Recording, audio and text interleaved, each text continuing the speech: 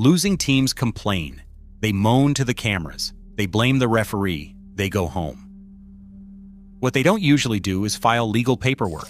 But that's exactly what Egypt did the morning after, less than 24 hours after crashing out of the World Cup to Argentina in the most controversial circumstances of the entire tournament. The Egyptian Football Association didn't just grumble.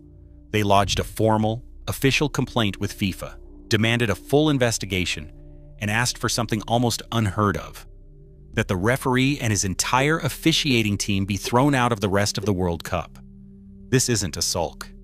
This is dragging the world's biggest sporting body in front of its own tribunal and saying publicly that the game was not fair. And here's the part that should make FIFA sweat. There is no clean way out of this for them. None. Let's get into it. Start with what Egypt actually said, because the language is a lot heavier than the usual post-match grumbling. Their federation released a statement declaring it cannot remain silent over the refereeing and what it called the failure to properly use the video assistant referee system. It said several key incidents raised profound questions about the consistency and fairness of decisions that directly changed the game. And then came the line that turns this from a complaint into a mission statement. Defending the national team's rights, they said, is not something that can be ignored, minimized, or treated as secondary. Their president, Hani Abo Rida, went even harder, personally accusing French referee François Letexier of applying a double standard, resulting in the Egyptian team losing the match, and demanding not just an investigation, but the removal of the whole officiating crew from the tournament. That is a federation president formally telling FIFA, your referee cost us the World Cup, now get him out. And the reason this lands so hard is that Egypt are not standing there alone with a wild accusation. They are standing in front of a wall of neutral, respected voices who watched the same thing and said the same thing. Let me remind you what they are actually angry about. With Egypt leading 1-0, Mostafa Zico finished off a gorgeous 80-yard move to make it 2-0, and VR rewound roughly 17 to 20 seconds to the other end of the pitch to find a shirt tug and a stepped-on toe by Marwan Attia, and deleted the goal. Then, in stoppage time, with the score level, Egypt screamed for a foul in the Argentina box, a shirt pull on Hamdi Fathi, and a tangle involving Mohamed Salah, and VAR did not even recommend a look. Argentina broke straight up the other end and scored the winner. Now listen to who backed Egypt. Rob Green on the American broadcast said the disallowed goal simply was not within VAR's realm, that the foul was a full length of the pitch away. Alan Shearer cut to the exact contradiction, writing that either both are fouls or neither is. Ian Wright said if you are pulling it back to disallow a goal for Argentina, you have to pull it back for the Salah incident too.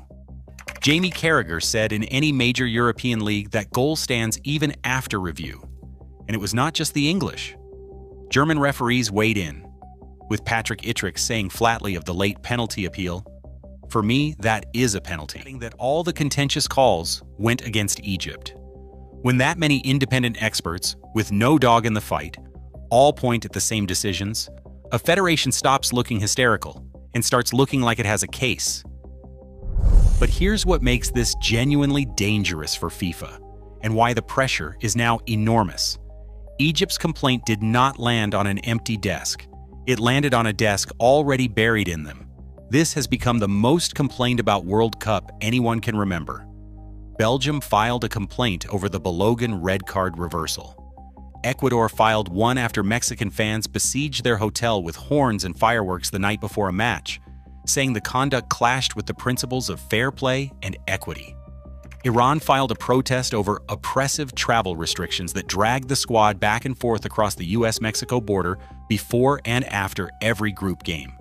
4 different nations, 4 different grievances, all pointing at the same governing body inside a single tournament. That is not a run of bad luck, that is a pattern. And federations have started to notice they're not the only ones filing. And sitting underneath all of it is the scandal that blew the doors off in the first place. The President of the United States personally phoned FIFA, and a red card suspension was quietly suspended using a clause never before used at a World Cup. That single decision detonated FIFA's credibility, and every controversy since has fallen into the crater it left. Egypt aren't shouting into a void. They're the loudest voice in a chorus that has been growing all tournament, and the chorus is singing one word: rigged. Coach Hossam Hassan set the tone the moment the whistle blew, saying this match was rigged, and the whole world saw it, and suggesting FIFA simply wanted Messi kept in the tournament. His forward Zico was blunter still, declaring, "The tournament is rigged," and accusing the referee of throwing away the work of an entire nation. And whether or not you believe a single word of the conspiracy, the accusation itself is now the crisis, because FIFA has to respond. You cannot receive a formal complaint from a member federation demanding the removal of your and just ignore it. So they responded, and their response told you everything about the box they're trapped in. FIFA's chief refereeing officer, Pierluigi Collina, broke cover with a statement. And here is the thing: he did not open an inquiry, he did not express concern, he did not promise to look into anything. He came out swinging in defense. He said unfounded allegations have no place in our sport. He insisted nobody can question the integrity of the World Cup officials, and warned that these accusations can lead to threats against referees and their families. He went further and declared that FIFA refereeing cannot be influenced by anyone, not even by FIFA President Gianni Infantino. And then he individually defended both disputed decisions, explaining that under the attacking possession phase rules, there is no time or distance limit on reviewing a foul in the build-up, that Adia clearly stepped on Martinez's foot, and that the Salah incident was just normal football contact. Read that back. Egypt asked for an investigation. FIFA's answer, within a day, was to publicly rule that its referees did nothing wrong and that questioning them is essentially out of bounds. That is not the response of an organization planning to investigate itself in good faith. That is an organization slamming the door, and there is a small, revealing wrinkle inside Collina's own statement. He began by saying that during a competition, FIFA prefers not to focus on specific incidents. Then he spent the rest of the statement focusing, in detail, on two specific incidents, walking through the Adia foul and the Salah contact frame by frame to explain why the referee was right both times. You do not decline to comment on the cases and then argue both cases unless the goal was never neutrality. The goal was a verdict, dressed up as a principle. He told everyone he would not referee it again, and then re-refereed it in Argentina's favor in a press release. So let's take it seriously for a moment, because Collina is not entirely wrong, and this channel doesn't pretend otherwise. By the cold letter of the law, he has a defensible case. Stepping on an opponent's foot is a foul, and the rule genuinely does not set a limit on how far back in a move the video assistant referee, VAR, can go. The Salah tangle, where a defender arguably plays the ball, can reasonably be called normal contact. Even the German referee Ittrich, who thought the late pull was a penalty and said every call went against Egypt, also conceded that the video assistant referee procedures themselves were technically followed correctly. And Collina's point about threats to officials and their families is real and important. Referees are human beings. The online abuse they get is genuinely vile, and none of this justifies any of that. There is a version of this where FIFA did nothing sinister at all and simply applied an inconsistent rulebook, inconsistently, which is a very different crime from fixing a match. And it's worth saying plainly, we're 2-0 up with 11 minutes to go, and they did not hold on.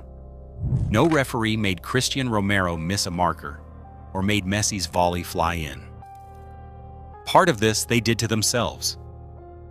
But here's the trap, and it's the whole reason this story matters more than one disallowed goal. Whatever FIFA does next, it loses. Follow the logic. If FIFA clears the officials, which Collina has essentially already done before any real investigation, then it looks exactly like the cover-up everybody expects, especially from the same organization that bent its own disciplinary code for a phone call from Donald Trump a week ago. Nobody believes the line that our referees are independent, that not even Infantino can influence them, because FIFA spent this entire tournament proving the opposite. So a clean bill of health convinces no one and confirms every suspicion, But now flip it. If FIFA sides with Egypt and quietly drops Letexier and his crew from the rest of the tournament, that is a tacit admission that the officiating was wrong. And if the officiating was wrong, then Argentina advanced on bad decisions, and every single rigged accusation just got official validation stamped on it. FIFA would be confessing without saying a word that a World Cup quarter-finalist got there on decisions its own body couldn't defend. There is no third option that rebuilds trust. The verdict doesn't matter because the trust is already gone. And watch how it actually plays out, because this is the tell. FIFA reviews its referees after every match but almost never says a word about it publicly. Officials for the quarterfinals get announced just a day or two before kickoff. So here's what to look for. If Letexier's name simply doesn't appear on any assignment for the quarterfinals, the semis, the third-place game, or the final, you will have your answer. And FIFA will never confirm it out loud. A silent disappearance. That's how an organization admits fault without admitting fault. Egypt's complaint has effectively forced FIFA into a corner where its only moves are to look guilty of a cover-up or look guilty of a mistake, and it will spend to figure out which bad option looks least bad on camera. Meanwhile, the wider revolt keeps feeding itself because FIFA cannot stop handing its critics ammunition. For the France against Morocco quarterfinal, it appointed an entirely Argentine officiating team led by Facundo Tello in the exact same week it's being accused of favoring Argentina. You genuinely could not script it. It's the kind of decision that makes even people who don't believe in conspiracies tilt their head and ask what on earth anyone in Zurich is thinking. The English FA half-jokingly floated, appealing one of its own red cards, because if FIFA can bend the rules for one team, why not everyone? The suspicion has metastasized into a running joke, and a running joke about integrity is arguably worse for a governing body than the original scandal, because you can investigate an incident, but you cannot investigate a punchline. So where does it actually leave everyone? Egypt fly home with the best World Cup of their history, their first ever tournament win, their first group stage progression, their first knockout victory, and a permanent burning conviction that the biggest result they ever came close to was taken from them by a monitor and a rule book, applied one way for them and another way for the champions. And you have to understand what that means for a country like this.